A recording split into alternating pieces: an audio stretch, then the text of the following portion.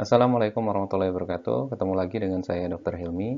Di video kali ini kita akan membahas apa ya hubungannya antara ibadah sholat tahajud dengan sistem kekebalan tubuh atau imunitas tubuh kita. Kuliah ini adalah bagian dari salah satu topik di mata kuliah PAI 7, Pendidikan Agama Islam di semester 7 di Fakultas Kedokteran Unisba. Ya, di PAI 7 di Unisba, kita kenal dengan istilah ID, Islam dalam disiplin ilmu. Otomatis di tiap fakultas itu akan berbeda-beda. Di Fakultas Kedokteran, kita kenal dengan Islam dalam disiplin ilmu kedokteran. Jadi membahas keterkaitan antara keislaman, ilmu-ilmu keislaman dengan ilmu kedokteran. Apa ya hubungannya gitu ya? Kalau misalkan kalian selama kalian sekolah dari semester 1, selama kuliah ya, dari semester 1 di tutorial atau di apapun lah itu, kalian biasa diminta untuk menjelaskan tentang IMC kalau di FK Unisba, Islamic Insert in Medical Curriculum. Apa ya kaitannya kasus ini dengan keislaman gitu. Dan selalu kalian mengaitkannya ayatnya apa ya, hadisnya apa ya gitu ya. Apakah itu sebetulnya tepat? Sebetulnya ya nggak keliru juga, tapi sebetulnya nggak terlalu pas karena tidak sesempit itu. Ketika kita membahas keislaman dalam kedokteran, kita nggak hanya membahas ini suratnya apa ya, hadisnya apa, dan seterusnya. Nah, apa yang seharusnya dibahas, ini sebelum saya masuk ke konten tahajudnya ya, saya perlu jelaskan ini terlebih dahulu.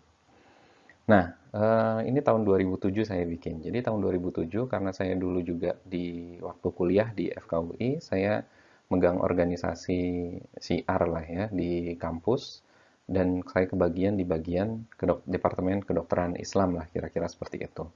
Nah, ini saya sempat melakukan riset yang cukup dalam sebetulnya. Saya wawancara beberapa orang mahasiswa, dosen, dan seterusnya untuk cari tahu sebetulnya kayak gimana sih sebetulnya pattern yang disebut sebagai kedokteran Islam itu. Gitu. Nah, pola itu bagaimana kita mengintegrasikan antara keislaman dan kedokteran karena otomatis kita kan pengennya jadi dokter ya, bukan jadi ustadz gitu.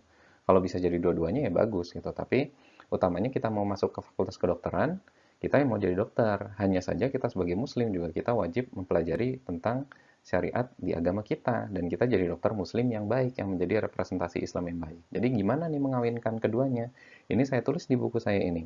Comprehensive Core Competence gitu ya. Nah, yang saya tulis utamanya adalah saya bikin model seperti ini.